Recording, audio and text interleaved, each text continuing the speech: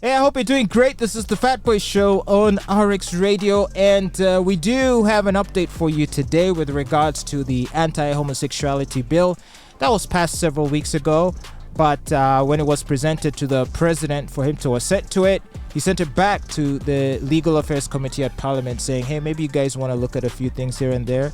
And so the Legal and Parliamentary Affairs Committee did take one day, Thursday, to scrutinize this anti-homosexuality bill, and they're saying that a new version of it will be ready for tabling tomorrow, Tuesday.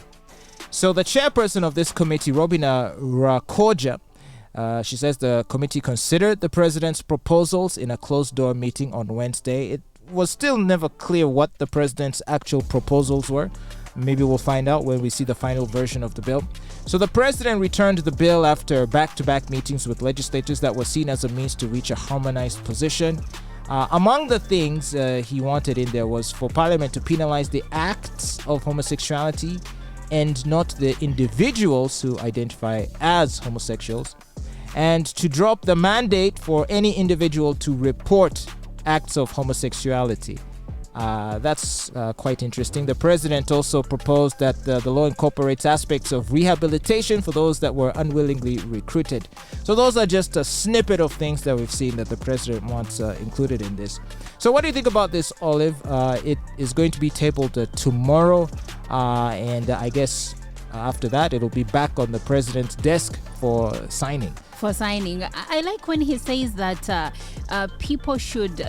Parliament should penalize the act of homosexuality and not individuals who identify as homosexuals, because I may be identifying as a homosexual, but am I actually engaging in acts of homosexuality? And if I am doing that, is it consensual or I am forcing people? So I get where he's coming from. But I'm not understanding you. Is it like saying, hey, I identify as a thief, but I'm not committing theft? Those are apples and oranges. But picture this. You're a foreigner, you're gay. You come into Uganda, and because you're gay, someone sees you and they're like, oh, I'm going to report this. You've not done anything wrong. You just identify as a gay man or woman, but then you're in Uganda, and because of that, you're a criminal. You see how that is a slippery slope. Yeah, and obviously, one would easily argue that why wouldn't this apply to other crimes or other felonies? Why single this one out as the one in which you must report a person? And if I identify as gay and have not hurt you in any way, what crime have I committed? Okay, so that's a very important point, and I think it was one of the things a lot of people were asking, and why it would seem that the law wouldn't be effective in that way. Because you would literally, it would be difficult to compel someone to self-identify if they chose to not, in which case the law would be redundant. And when he proposed that the Parliament should also drop the mandate for any individual to report acts of homosexuality, I also get that, because what has been happening, there is a video I saw of a man that was identified as homosexual in Kasese district, and he was beaten to a pulp. He was tied to a pillar of a building and he was beaten, but there was no other person. So you're saying he's a homosexual. Can you tell us who his partner is? But because the area leaders or locals had identified him as gay, they decided to punish him. And that is wrong.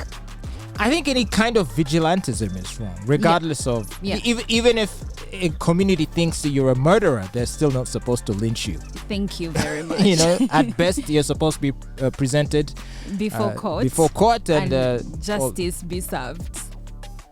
Okay, so while the House has 45 days to process a piece of legislation, the Deputy Speaker of Parliament, Thomas Tayebo, asked the committee to expeditiously process this bill that he said is highly anticipated by Ugandans. Is it?